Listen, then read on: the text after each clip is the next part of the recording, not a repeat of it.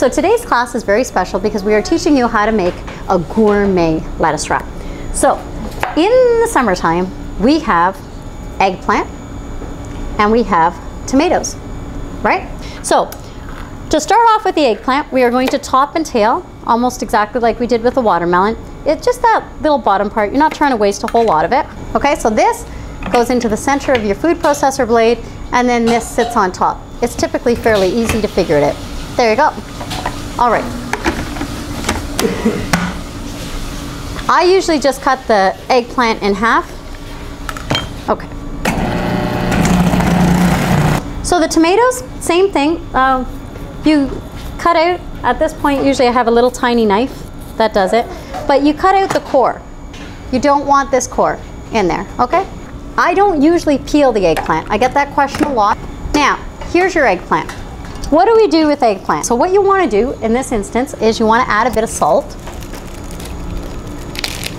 and literally just a pinch.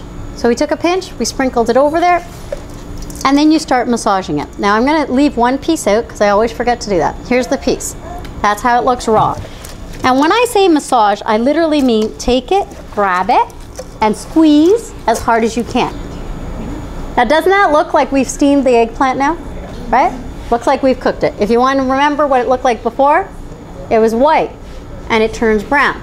Now eggplant automatically releases its juice. So when people say, well, why did you say I can't add water to it again? It's because it has a lot of water on its own. So if you're going to use it raw, you now need to squeeze that extra juice out of it. So then we do the same thing with the tomatoes. So the tomatoes come out in slices the same way as the eggplant did. So the other thing people say is I'm only 1 or 2 people. So how can I half your recipe or quarter your recipe? I say don't bother.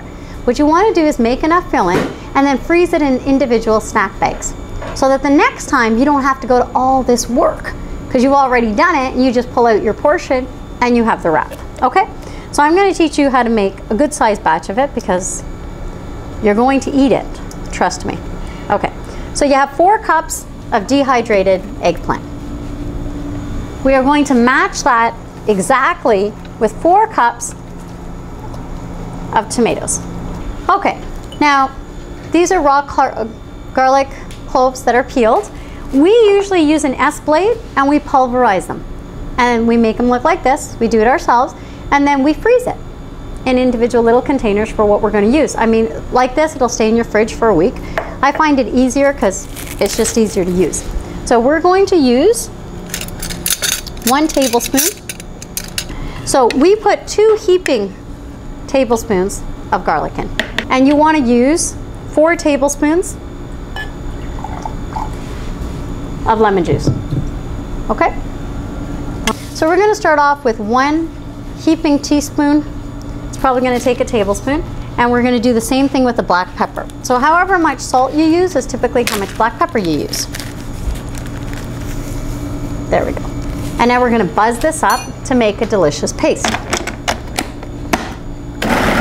Okay, while that's doing that, we are going to have true Mediterranean wraps. So, other flavor makers are wild capers. Don't know how many people are eating wild capers in their diet. And then olives. These are raw olives that have been pitted. Okay, so while it's doing that, we're going to strain that. Could you strain that for me?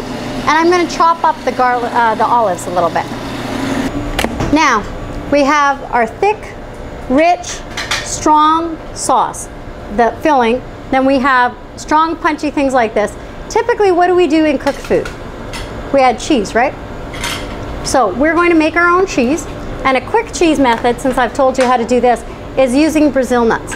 And the reason why we do the cheese with Brazil nuts is because you don't have to soak them. And it's 4 cups of Brazil nuts to make 1 batch of cheese. If you guys don't mind, I'll tell you how much it's going to be for just 4 cups, but I know that you're going to love the cheese and I don't want to make 2 batches of it. So I'm just going to go ahead and make 8 cups, okay? There we go. Takes a little bit longer. Now you do want to grind your Brazil nuts by themselves because we got to get them broken down. Okay, so now the food processor is telling us it's ready. From the bottom, pretty much up to the top, you can see a slight sheen of oil on it. Now if I hold it up, it clings together because it's released some oil. Now at this point, I will measure it for you because you're going to ask me, but I'll also tell you the cheater way of doing it, okay?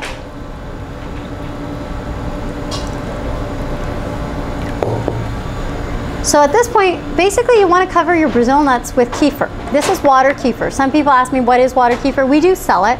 I mean, you got to buy oil, you got to buy other things. So if you want to buy it, you can buy it from us. But on our YouTube station, we tell you how to make your own water kefir.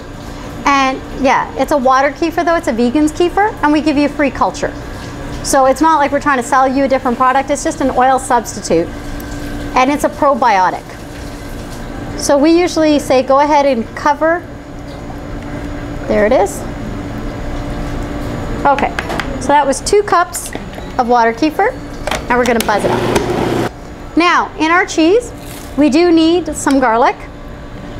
We usually go with, for what you did, for the 4 cups, it would be 1 teaspoon. For what I did, it's 1 tablespoon, okay?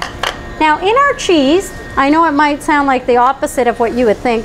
We use, instead of black pepper, we use chipotle pepper. And you think, well, it's spicier. It is, but it's kind of a mixture of cream and sharp. And the black pepper is just kind of a medium kind of a thing. And so we want a little bit of sharpness. You would put half a teaspoon. I'm gonna put 1 because I made a double batch, okay? And then we didn't add our salt yet, so we need our salt. And it would be 1 teaspoon for your amount. And I'm gonna double that because I doubled the nuts. I'm gonna add a little bit more water kefir because it's getting thicker than I like. You just add a little bit, it'll spin itself around. Okay, typically as a serving, we do 2 wraps, okay? So what I suggest is you've got your spatula, you start it off with the cheese. I know that might sound like the opposite, but you want a nice gentle spread. Just like on bread, you usually put mayonnaise, or you put butter, or you know, whatever your fat source is, you usually put it first on there. So we put it first on there. And then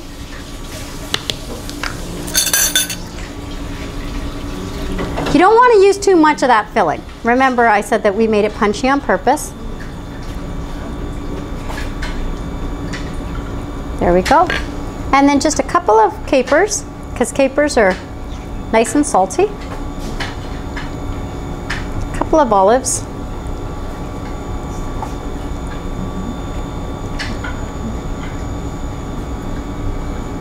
There we go. And that's going to be your lettuce wrap.